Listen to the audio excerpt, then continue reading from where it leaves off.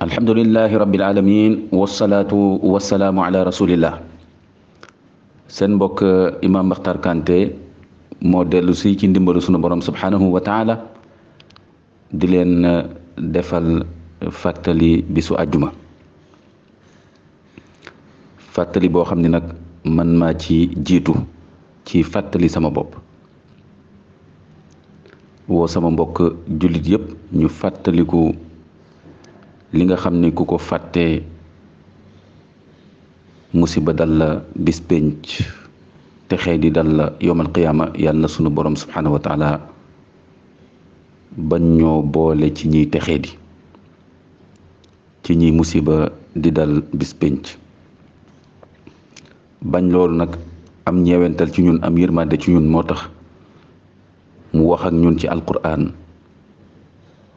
ay aaya yoo xam ni ku ci bàyyi xel di nga gën a góorgóorlu ci tënku ci siraatal mustaqim, di nga gën a góorgóorlu gën a jigéen lu ci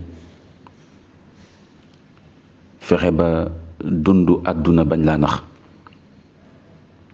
bokk na ci aaya yooyu sunu borom dañuy wax ci alquran fa amma man taxa wa athara alxayata addunya fa inna aljahima hiya almawa.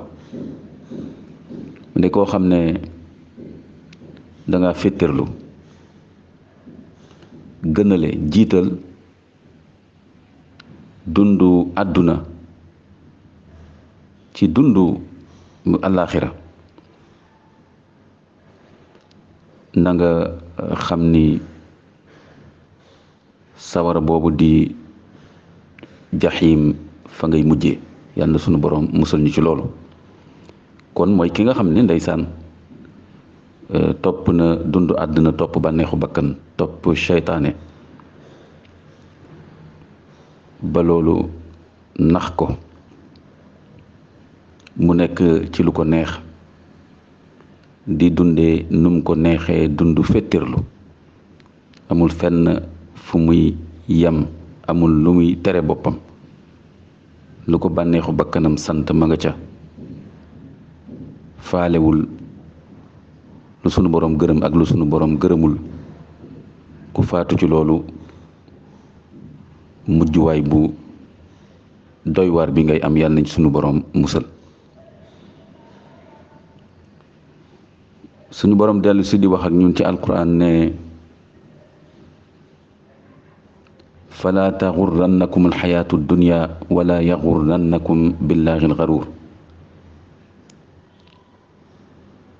mu ne ay waay, fexe leen ba dundu àdduna bañ leen a nax, fexe leen ba naxaatekat bi bañ leen a nax. kon gis nga ne ke dundu àdduna jullit bi war na xam ne amul boobu solo, wala bokk solo bi mu am mooy nga wutee ci texe ci dundu àllaaxira. wabtaxi fii ma aataka allah ad-daar al axira. loolu la boroom xam-xam yi ci banu Israël fàttali woon Qaaruun, waaye fekk mu féttar lu beew ndax alal bi nga xam ne daf ko amoon te mu yéem ko lool. ñu ne ko alal bi te nga ci wutee dëkkuwaayu àllaaxira,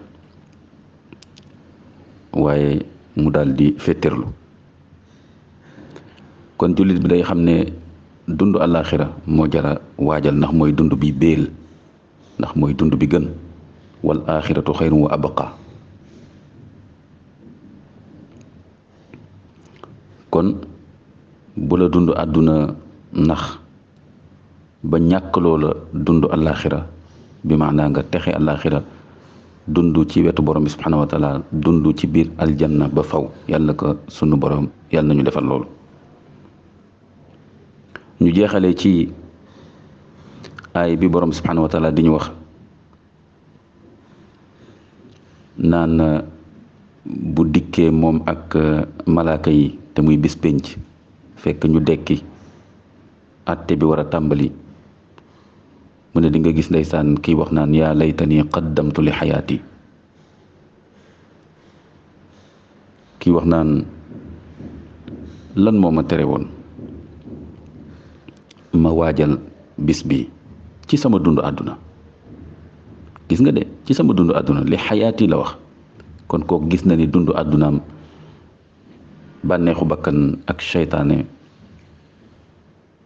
nax nañ ko ba tey ñi ngi nii di ko atte bis pénc te indiwu fi dara loo xam ni mën naa tax mu mucc ci mbugalu sawara mën naa tax mu dugg aljanna yàlla nañu yàlla musal ci mujj bu mel noonu. kon mbokk yi mi ngi noonu, jullit day dimbali ko aay yu mel nii di ko fàttali ko saa su ne ngir mën a fexe ba dundam ci kaw suuf mu nekk ci lu sunu boroom gërëm. saa boo xamee ni génn na lu sunu boroom gërëm ci xeetu bàkkaar bu mën a doon mu gaaw rëccu ko, gaaw def istixfaar, gaaw tuub, gaaw tënkuwaat ci siraatal mustaqim. wasalaamu aleykum wa rahmatullahi wa barakaatu.